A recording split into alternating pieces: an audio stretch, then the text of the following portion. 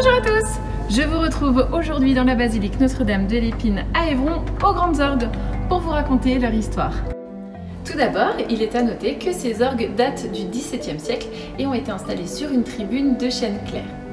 Pour faire chanter la voix des hommes, bien évidemment, il y avait d'anciennes orgues qui étaient installées ici au sein de cette abbatiale. Cependant, les textes nous apprennent que les rats avaient fait leur nid dedans et avaient rongé les soufflets. Aussi, pour éviter que cela ne se reproduise, nos moines ont fait monter les orgues sur une tribune dans cette partie de l'abbatiale. Cette orgue date de 1666 et a été créée par Thomas Allport, un facteur d'orgue anglais converti au catholicisme afin de pouvoir avoir le droit d'exercer ici en France. Il est à noter que cette orgue est extrêmement sculptée, à la fois de pots à fleurs, de petits angelots, même d'un moustachu, et tout à fait en haut, si nous levons les yeux, on y voit un Christ en majesté avec le bras droit levé en signe de victoire sur la mort.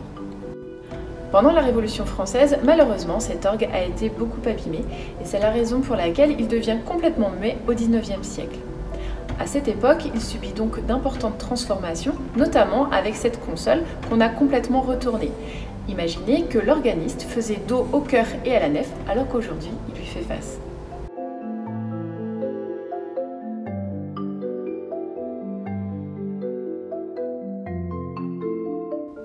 Bienvenue dans cette magnifique forêt de tuyaux. Exceptionnellement pour vous ici aujourd'hui, je viens de vous ouvrir l'intérieur de l'orgue.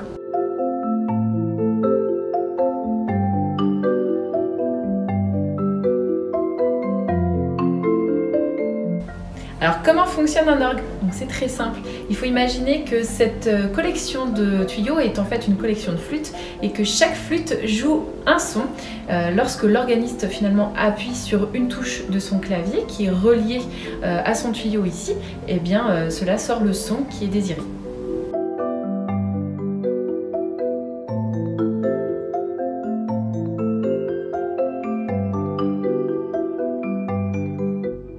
Alors toujours pour continuer de vous expliquer comment fonctionne un orgue, c'est composé d'un clavier. Ici à Évron, on en a deux, un clavier en bas et un clavier en haut.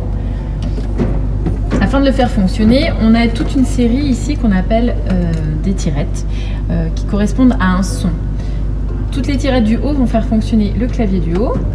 Je vais commencer avec une note Do. Et on rajoute les sons. On sélectionne ainsi ceux qu'on veut entendre ou pas du tout. On peut même tous les mettre, comme ça on va avoir beaucoup de sons. Ceux du bas correspondent au clavier du bas. Également caractéristique d'un orgue, il y a à chaque fois un pédalier. Ce pédalier est relié au clavier du haut et du bas.